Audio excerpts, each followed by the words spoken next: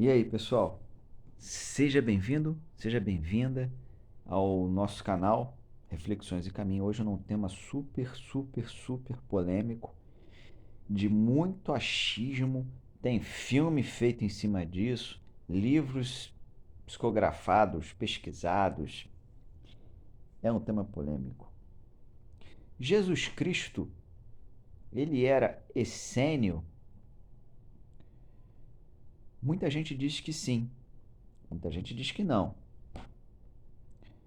Bom, os essênios eram um grupo que viveu na Palestina no primeiro século, um grupo de homens, né, notadamente homens, que tinham um modo de vida diferenciado.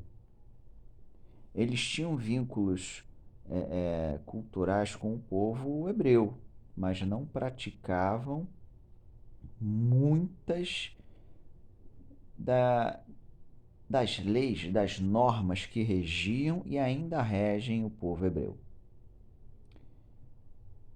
Eram pacifistas, tinham características específicas relacionadas à alimentação, à convivência com outros povos. Eles viviam mais retirados, dentre outras coisas que apenas é especulação. Afirmar que Jesus era essênio, até o presente momento, em 2021, com toda a pesquisa que se tem, afirmar que Jesus era essênio não é um fato concreto. Nós temos relatos de relatos, nós temos suposições. É claro que os pergaminhos de Qumran, né, que traz aqueles evangelhos apócrifos, né, encontrados lá no Egito, em Nag Hammadi, em 1945, em outros períodos já no século XX, por várias pessoas, é onde esses escritos, onde esses registros foram feitos, era uma região historicamente marcada pela presença desses grupos de essênios. Mas não significa que Jesus era essênio. Ele pode ter tido contato com esses caras? Sim, claro, pô. Claro. Por que não?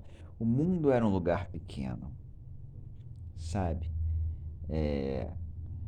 Se o mundo é um lugar pequeno hoje, imagina há 2000 anos atrás, sabe? Onde as distâncias eram muito longas e os grupamentos, embora a gente considerasse que eram isolados, eles precisavam de abastecimento, eram rotas de trânsito, sabe? Eram caminhos que as pessoas passavam e as ideias, com tanta dificuldade que a gente possa imaginar, ainda assim as ideias corriam. Sem internet, sem Google, sem telefone, sabe? Sem o serviço de correios formal que nós temos aqui. Então Jesus ele teve contato, ouviu falar, provavelmente ele conviveu com um ou com o outro. O que a gente, com a ótica do espiritismo, precisa compreender, absorver? Segundo a doutrina espírita, Jesus é o espírito mais evoluído que se encontra nesse planeta aqui. Mais. A gente não tem relatos de outro tão iluminado quanto Jesus. Alguns se aproximam dele, como Maria, José, os santos, né, os orixás sincretizados com santos católicos. Enfim, enfim. Mas Jesus, para a doutrina espírita, é o maior, é o maioral. Ah, mas segundo a cultura védica, dos Vedas, tô falando da doutrina espírita. Uma vez eu falei sobre a patente espiritual de Jesus, alguém disse, não, mas Buda, mas Moisés, tô falando segundo a doutrina espírita, pessoal. Beleza? Segundo a doutrina espírita, Jesus, ele vem à Terra, ele encarna na Terra. Ele não tem nenhuma encarnação pregressa. Ele não reencarna na Terra, ele encarna na Terra através do material genético de José e Maria, para fazer justamente valer as leis divinas ou as leis naturais tão bem exploradas no Livro dos Espíritos. Jesus, em momento algum, ele se vale de fraude, porque se ele se valesse de fraude, inviabilizaria o exemplo que ele iria dar, iria ensinar através do exemplo, e tudo aquilo que ele falou cairia por terra, porque ele seria um hipócrita, um mentiroso. Então Jesus ele encarna normalmente como eu, você, como qualquer ser humano nesse planeta, material genético masculino, material genético feminino, uma família de espíritos preparados, compromissados com a causa que o Cristo iria trazer. José e Maria.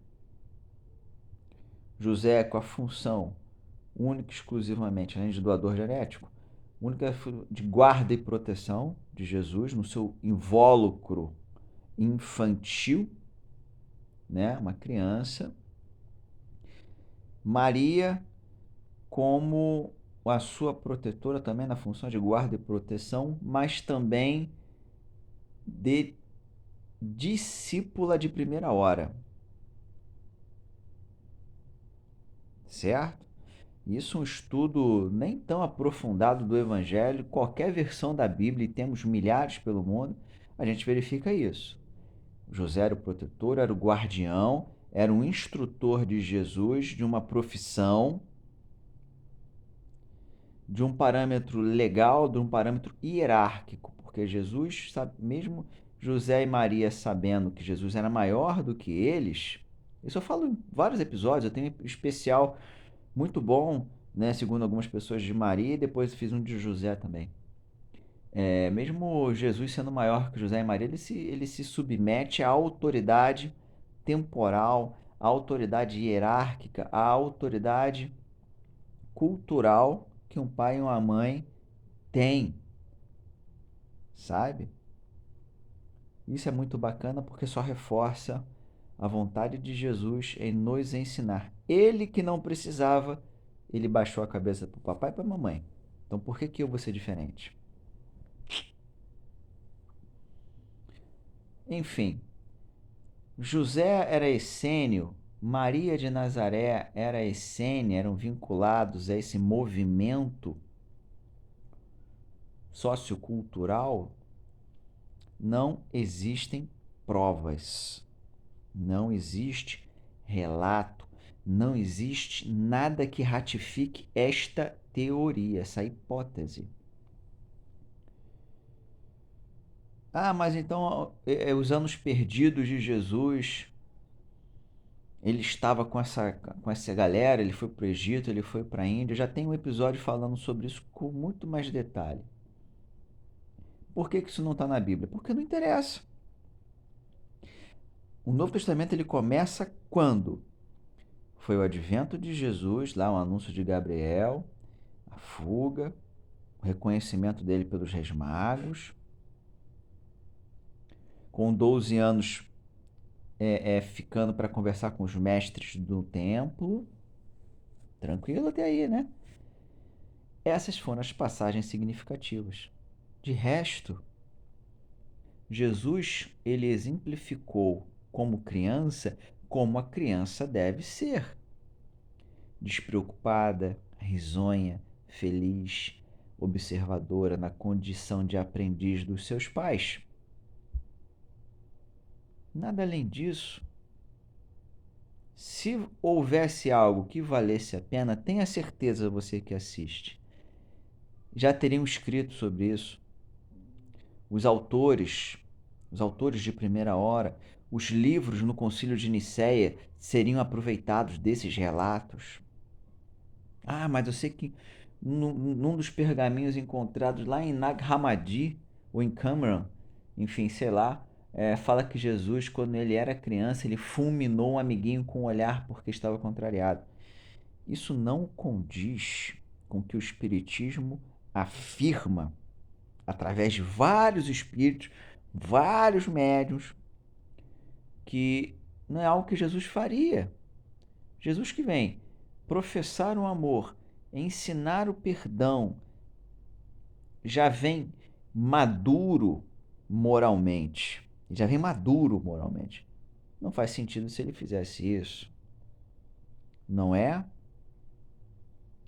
Então a gente precisa ser objetivo e escolher as nossas discussões doutrinárias, as nossas reflexões. Outro dia eu vi uma palestra, Jesus, o Essênio, e era uma palestra pública, aquela onde a porta do centro fica aberta, sabe? Aí a pessoa que está sofrendo vê aquela porta aberta, tem a certeza que vai ser ajudada ali e encontra um conteúdo desse que não lhe faz sentido, que não lhe acrescenta nada. É claro, não é errado, porque eu já participei desses debates. Jesus era essênio, não era essênio, Jesus era casado com Maria de Madalena, mas eram grupos de estudo específicos para não atrapalhar o momento de evangelização de uma alma em sofrimento, de um consolo. Veja bem, a casa espírita ela tem vários objetivos, vários. Moralização de alma é uma frase muito batida, tem verdade, mas ela vem primeiro ela serve para acolher, sem julgamentos, com bons conselhos, com boa orientação. E tratamento, cura, é o hospital da alma. Depois ela se torna uma escola. E essa escola, a casa espírita como escola, ela pode ter séries, ela pode ter suas gradações e modalidades. Vamos imaginar que um grupo avançado de espiritismo, ou seja, aquelas pessoas que já ouviram falar da codificação dos livros, né, organizado por Allan Kardec, já ouviram falar das obras continuadoras, já estudaram André Luiz, por exemplo, tá? Pegando leve. As pessoas que já ouviram falar isso, eu acho que elas já poderiam, não, tudo bem, já conheço alguma coisa, vamos tentar ver algo desafiador para confirmar, para confrontar com o beabá. Aí sim, vamos lá. Jesus era essênio? Jesus era casado com Maria de Madalena? Um homem de 30 anos na cultura judaica fechada, amarrada, hipócrita, machista, engessada, que se vale daquele jargão de que a riqueza se manifestava, Deus abençoaria somente as famílias grandes de filhos. Um homem solteiro com 30 anos não seria nunca, jamais, em tempo algum, bem visto. Então, isso sim, aí sim, numa reflexão mais aprofundada, mais direcionada, fechada, fechada, sabe? Isso torna a coisa com uma linha de ação, uma escada de ascensão, de desenvolvimento intelectual. Mas as pessoas têm tanto afã de querer botar banca, arrebentar a boca do balão, vou dar um show na palestra, aí pega um tema escalafobético. Já vi Adão e Eva na visão espírita, uma palestra pública, sabe? Então, e falando difícil, então a gente precisa ser mais objetivo, né? Para amarrar o episódio, nada nesse mundo confirma, ratifica que Jesus era essênio. E a segunda coisa, o que acrescenta a mim, moralmente falando, saber se ele era essênio ou não? O que isso me acrescenta? É uma curiosidade, uma coisa bacana? Pode ser, não está errado não. Eu gosto de canais de curiosidade, programas de curiosidade. Adoro. Mas eu tenho que ter muito cuidado com o tipo de informação que eu divulgo e busco numa casa espírita, que eu propago numa casa espírita. tem que ter um objetivo.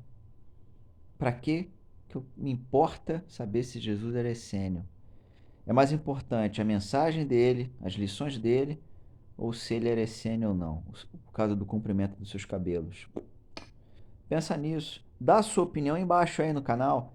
Escreva o que você acha. Ele foi essênio, não foi essênio? Cite algum livro. Suas reflexões, junto com as minhas reflexões, podem ajudar uma outra pessoa nas reflexões dela, com argumentos lógicos, sempre usando o cérebro. Até o próximo episódio. Valeu!